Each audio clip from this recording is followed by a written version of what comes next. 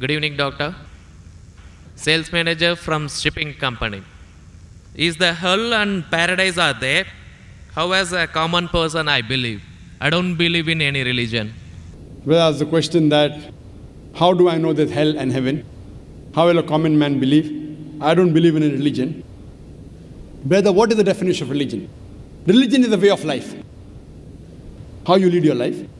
Many people say that, I don't mind, I'm just a human being, I'm born, I will do test and error, and I will know how to lead a life. For example, you go to a forest. You are going to a forest the first time. You don't know whether the fruits are poisonous or not. If you start eating any fruit, you may end up eating a fruit which is poisonous and you may die. What do? You ask an expert. Right or wrong? When you get sick, who do you go to, brother? When you are sick, who do you go to? Why?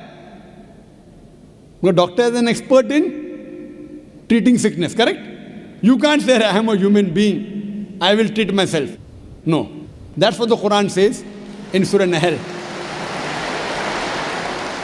The Quran says in Surah Nahl, chapter 16, verse 43, and Surah Anbiya, chapter 21, verse number 7, فَاسْأَلُوا أَهْلِ الذِّكْرِ إِن كُنتُمْ لَا تَعْلَمُونَ. If you don't know, ask the person who is expert. Similarly, to lead a life, we have to ask the expert. Now, who is the expert? Who is the expert? The person who created us. Who created us? It's Almighty God. So, we have to follow the commandment of Almighty God. If you do not believe in Almighty God, you should listen to my video cassette, Is the Quran God's Word? Where I have proved logically and scientifically the existence of Allah subhanahu wa ta'ala. If you are an atheist, are you an atheist, brother? Are you an atheist? Pardon me? Are you an atheist? No. Not an atheist. So what do you? Do you believe in God? Actually, I believe in the power. But Fine. That means you believe in God. You I want to call believe- it power, you want to call it supernatural, you believe in God. it's like I believe something. but Something. You that don't is- know the name. That name is God. You may call it power, you may call it anything.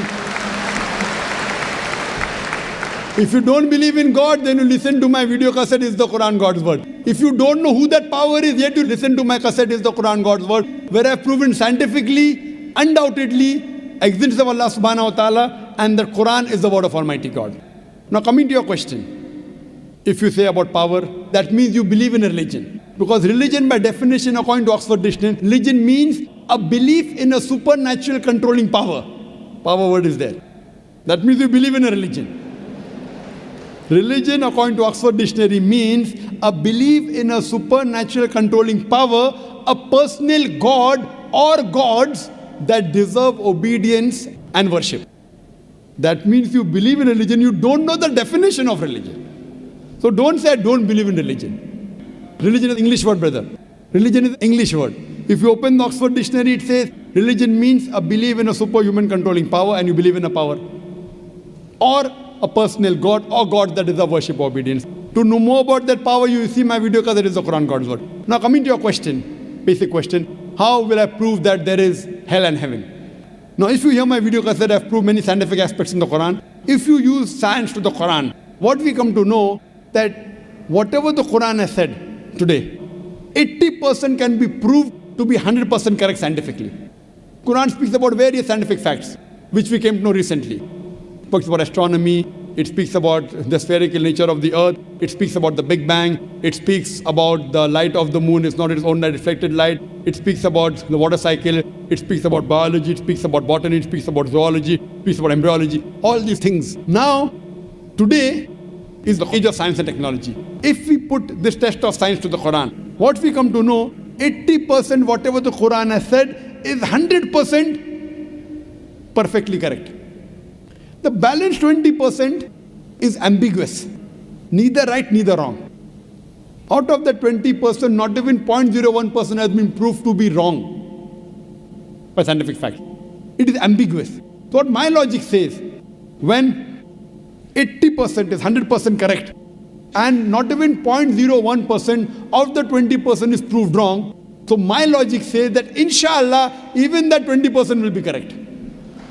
It's a logical belief. I being a medical doctor, Quran speaks about astronomy, embryology, genetics, everything perfect. Then you ask me, brother, you being a doctor, you believe in hell? believe in heaven? You believe in jinn? You believe in life after death? So my logic says, inshallah, even the other 20% in the Quran, which science hasn't reached up to that level. Science cannot prove it. Maybe science will prove 50 years later or 10 years later. But today science hasn't reached that level. So in this way, I believe whatever 20% which science hasn't proved to be right or wrong, inshallah even that will be right. This is one way to prove about hell and heaven. There's another way, simple way, without reading Quran. Brother, I am asking a simple question. Is robbing good or bad? Robbing is good or bad? Robbing is bad. Bad. Yeah. Raping a girl is good or bad? No, bad. Bad. Okay, now I am asking you a question. Logically, I suppose happen to be the biggest mafia. Hypothetically. I am a big robber. You prove to me logically and scientifically. I am a very logical person. I am a scientific person. I am a logical person and scientific person. You prove to me why robbing is bad for me and I will stop robbing. Only one reason you give me. One good reason why robbing is bad for me and I will stop robbing. It hurts others. It hurts people. It hurts others. What difference does it make to me? If it hurts, if I rob 1,000 riyal, it is benefiting me. I can see movie. I can go to a 5-star hotel. What difference does it make whether it hurts others? Does it hurt me? I told you, prove to me why it is bad for me, not for others. I am least bothered about the others. Why is it bad for me? When I am robbing 1,000, if it hurts him, no problem. What difference does it make to me?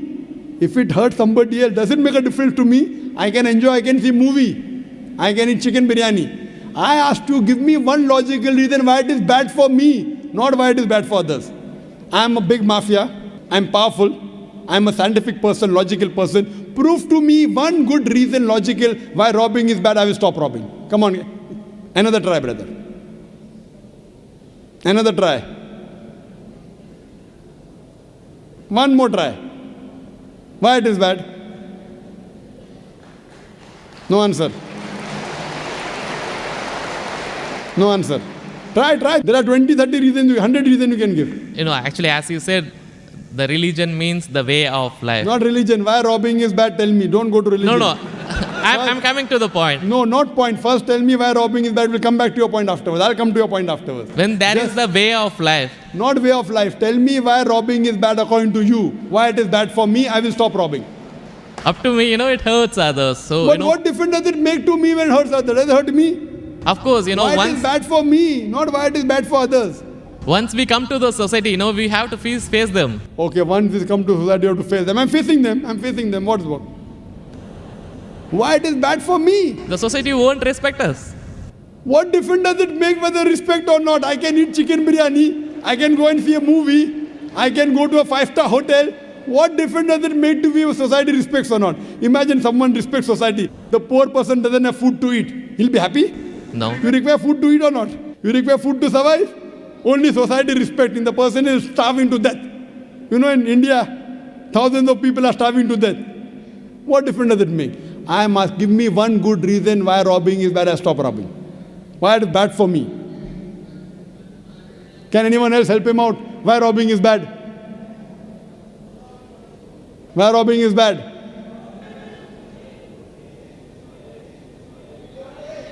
There are various answers. I'll help you out. You may say, police will catch you. Good logical reason. Police will come and catch you. Correct, right or wrong? Correct. But you didn't give I'm helping you out. But brother, I told you I'm a powerful mafia. The police is in my pocket. Ministers are in my pocket. Big mafia. See, all the top mafia, the police is in the pocket. They are on my payroll. The police is on my payroll. What will they catch me? Small robber like you should not rob. You will get arrested. I'm a top mafia. The police is on my payroll. Even the ministers are on my payroll. They are in my pocket. So small robber like you should not rob. Big mafia like me can rob. Another reason, I'll help you out. Maybe somebody will come and rob you. Yes. No one can rob me because I've got 100 bodyguards. All of them hiding behind the stage. Bodyguards. Small robber robs, somebody will rob him. No one can rob me because I've got bodyguards. Hundreds of bodyguards with AK-47. So logically, you cannot prove at all why robbing is bad. With all your science and technology, you cannot prove robbing is bad. So shall I take it in that way? It is to make people fear that, if you do wrong things, then when you die. What wrong thing? Where is robbing wrong? First you prove it is wrong, na? Where is robbing wrong? You haven't proved to me robbing is wrong.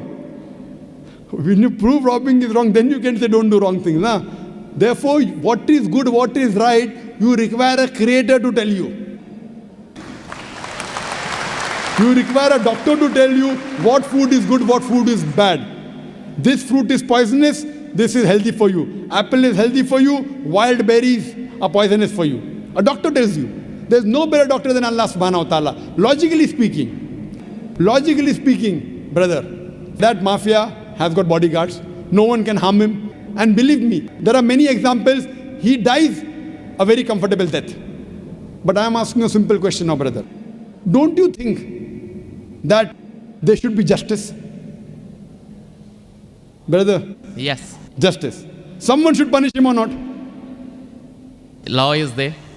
But the law cannot punish every human being here. Why?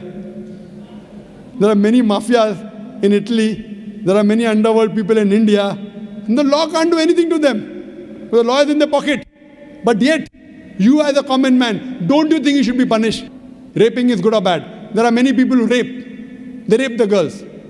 No, nothing. The law cannot catch them. So don't you think he should be punished? Yes or no? Yes. But there are many people you see in this world who are big mafias. They die comfortable, that they are rich, they are millionaires. There should be some justice. The reply is given by a creator. Surah Al-Imran, chapter number 3, verse number 185. Allah says, Kullu nafsin dhaikatul maut. Every soul shall have a taste of death. But the final recompense will be on the day of judgment. This life is just mere chattels of deception. If there is no life after death, this life is of injustice. What we say, that the total justice would be on the day of judgment. Our Creator Almighty God will give justice. I tell the person, fine, you may be a big robber. For example, you are that mafia, now I am a Muslim. No one can harm you. Police is in your pocket. Then I ask you, justice is required? Yes. If someone robs you, no one can rob you, agree. But don't you feel there should be justice? There are many robbers, there are many evils, there are many criminals who go scot-free. Unless there is life after death, you cannot prove robbing is bad. You cannot prove raping is bad. Unless there is life after death, no humanity, no book on humanity, no Mother Teresa, no Mahatma Gandhi can prove robbing is bad without the concept of life after death. Because I am asking you a question. Hitler, history tells us Hitler incinerated 6 million Jews. How many Jews? 6 million. 6 million. Suppose the law catches Hitler. What punishment can you give Hitler so that you can compensate for? He has burnt 6 million Jews alive. Can you give him any punishment? Brother. We have to put him in jail till his life death. Okay, will it be equivalent to burning 6 million Jews? Is burning better or putting in jail better? It's burning is, of course. So maximum you can do is burn him alive. But that will be equal to 1 out of 6 million. What about the remaining 5,999,999 people? What about that? What justice is your Lord going to do? But the Quran says in Surah Nisa, chapter number 4, verse number 56, as to those who reject our signs, we shall cast them in the hellfire, and as often as the skins are roasted, we shall give them fresh skin so that they shall feel the pain. If Hitler killed 6 million Jews, Allah says He can put him into hellfire and give him fresh skin again. 6 million times Allah can burn him. Not here, in the hereafter, in the hell. So only way I can prevent Hitler from killing 6 million Jews is tell him that here you kill 6 million Jews, Allah will burn you 12 million times in the hereafter. You can't give him that thing here. What you realize, without the concept of hell and heaven, you cannot prove robbing is bad. You cannot prove raping is bad. That's the reason our Creator Almighty God, who has created the human beings, He tells us what is good, what is bad for us. And He tells us the rules and regulations. This is called as religion. So first you have to find out which book is the authentic book which has been revealed by this Almighty God. And when you do research, you will come to it, that is the Quran. All the scriptures speak about Almighty God, and all the scriptures they point out to the last and final revelation, the Quran, and last and final messenger, Prophet Muhammad, peace be upon him. Hope that answers the question. Thanks.